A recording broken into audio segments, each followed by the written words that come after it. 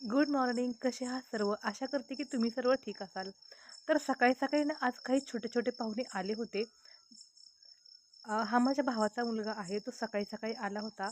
त्याला झोका खेळायचा होता, तर म्हटलं चला लेकराचा नाद आहे, थोड्या वेळ याला झोका देऊयात.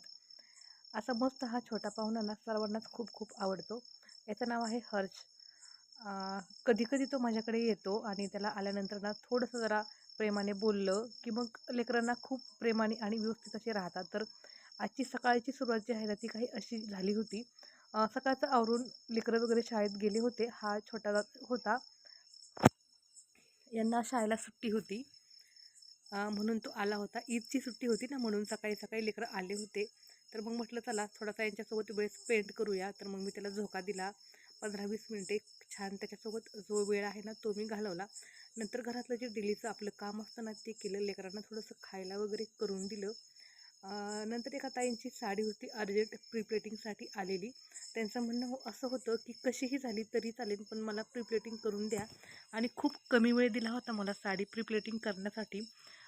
फक्त आणि फक्त अर्ध्या तासाचाच वेळ होता, कारण त्यांना अचानक कुठेतरी जायचं होतं.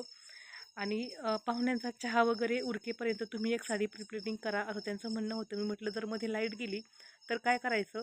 तर म्हटलं ठीक आहे, लाईट वगैरे काही जाणार नाही, प्रयत्न करा. मग मी खूप कमी वेळेमध्ये ना त्यांना आजची ही साडी प्री प्लेटिंग करून दिली होती. खूप जास्त असा वेळ लागला नव्हता. जास्तीत जास्त 25 मिनिटामध्ये मी साडी प्री प्लेटिंग केली होती. त्यानंतर मग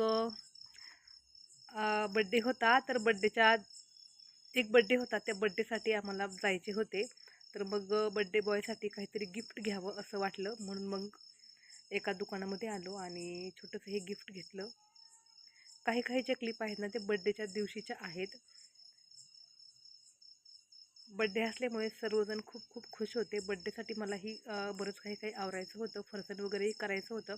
तर चिवडा वगैरे आणलेला होता. सगळे लेकरं तुम्ही पाहू शकता कसे माझ्या भोवती बसलेले आहेत आणि सर्वांना गाण्याचे भेंडे खेळायचे होत्या. यांचे गाणे थोडेसे तुम्ही ऐका, पहा हे किती एन्जॉय करतात सर्वजण एकत्र आल्यानंतर. विश्वशांतीचा मार्ग जो बुद्धाने दिला, त्या बुद्धाचा धम्म जगतो वंदनीय ठरला. दुसऱ्या पार्टीवर ल आलं. बोला ल ल ल कोणावर डमू सांग कोणाला गाणं विचारले. डमूला डमू कसा झालाय? डमू तो किडी में दिना ला लो ला लाली लाल कलरची बांगडीचा कलर लाल. चाल माझ्या सोबत चाल, नाच माझ्या सोबत नाच. चाल तुमच्या बोला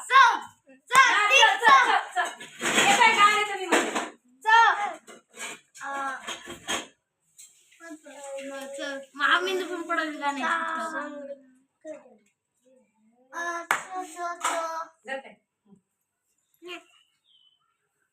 चला चला रे आज तिरंगा या खांद्यावर मिरूया. तेव्हा ते पाठातली मिरूया पुढं काय पुढं मिरायचं पुढं मिरूया विश्व शांतीचे पुढचं ते कडवं नाही, मग पुढचं कडवं एकदम पुढचं. अरे कोणतं गाण्यात म्हणत काय नसतं, काय मी जमतंय चांगले. चला चला रे आज तिरंगा या खांद्यावर मिरूया विश्व शांती. ज्याला च पासून गाणं येणार नाही त्याने च पासूनची सुरू होणारी स्पेलिंग म्हणायची. हो ना, सिंपल कसं पकडू शकतो ना. Cat cat cat cat cat cat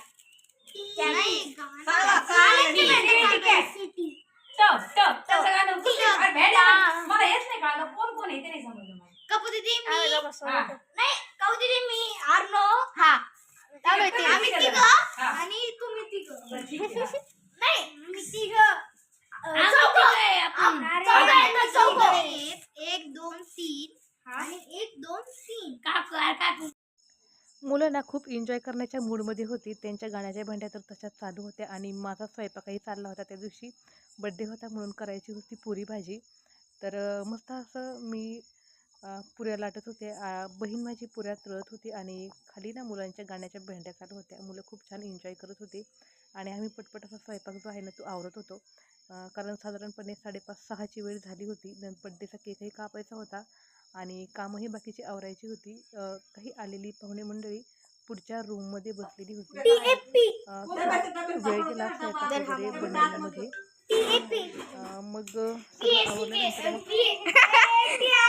मुलांना काही खायचं विचारलं आणि नंतर थोडीशी बाकीची तयारी केली. पण काय होतं ना, सर्वजण जेव्हा एकत्र असतात ना तेव्हा वेळ कसा आणि कुठे निघून जातो ना तेच कळत नाही.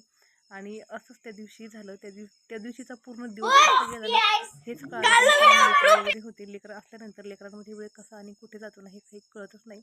बड्डेला सुरुवात झाली होती आणि बड्डेच्या सुरुवात झाल्याबरोबर आहे ना एक गणेश मंडळ आलं होतं वर्गणी मागण्यासाठी. तर मग मी बहिणीला म्हटलं की जाऊ दे, ते आता 1-2 वेळा येऊन गेले आहेत तर आणि बड्डेही चालू आहे. मी त्यांना खूप आग्रह केला की या बड्डे लगेचच चालूच आहे, मेणबत्त्या वगैरे लावलेल्या आहेत, तुम्ही जर केक खाऊन जा, चिवडा खाऊन जा.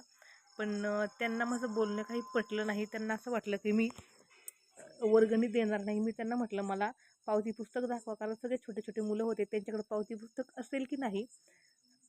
मला असं वाटलं त्यांच्याकडे पावती पुस्तक नसेल, पण त्यांनी एका मिनिटात लगेच पावती पुस्तक काढलं. मला म्हटलं हे घ्या पावती पुस्तक आणि मग आता पैसे द्या. मग मी म्हटलं ठीक आहे चालते, जाऊ दे, मुलाचा बड्डे पण आहे आणि गणपतीची वर्गणी मागण्यासाठी आलेले आहेत तर काय करू आपण, पावती फाडू. छोटी छोटी मुले आहेत, मुलांचा आणि बाकीच्या गोष्टीचा एवढा काही संबंध येत नाही. तर मग आपण मस्त असं त्यांना देणगी वगैरे देऊ. तर मग त्यांना देणगी वगैरे दिली आणि ते गेल्यानंतर मग आम्ही केक कापायला सुरुवात केली. त्यांनाही आम्ही म्हटलो की केक कापण्यापुरतं थांबा, पण ते काही थांबले नाही कारण ते भरपूर होते. जवळजवळ 10-12 मुले होती जी वर्गणी मागण्यासाठी आली होती. आणि बड्डे बॉय आमचा खूप असा खुश होता त्या दिवशी दिवसभर. मग अगदी छोटासा असा त्याचा बड्डे केला, कारण त्याच्या मम्मीलाही ड्युटीला जायचं असतं आणि खूप सारे इतरही कामे असतात. पाहुण्यांमध्ये कोणी असं नव्हतं आलं, फक्त माझी आजी म्हणजे ह्या बड्डे बॉयची पणजी आल्या होत्या आणि त्याचे बाबा आले होते. बड्डे बॉय खूप खुश असा होता. नंतर मामा मामी पण आलेले होते. सगळा बड्डे वगैरे करायला खूप उशीर झाला. नंतर मग मी घरच्यांना सांगितलं की आता दारामध्ये दिवा लावा, मला काही येणं शक्य होणार नाही. मग त्यांनी दारामध्ये दिवा वगैरे लावला. मला थोडेसे बाकीचे कामं होते, पण मला एका ताईकडे जायचं होतं, मी त्यांच्याकडे जाऊन आले. नंतर जेवण वगैरे केलं आणि मग अशा प्रकारे माझी संध्याकाळ झाली. तर मग उद्या परत भेटू नेक्स्ट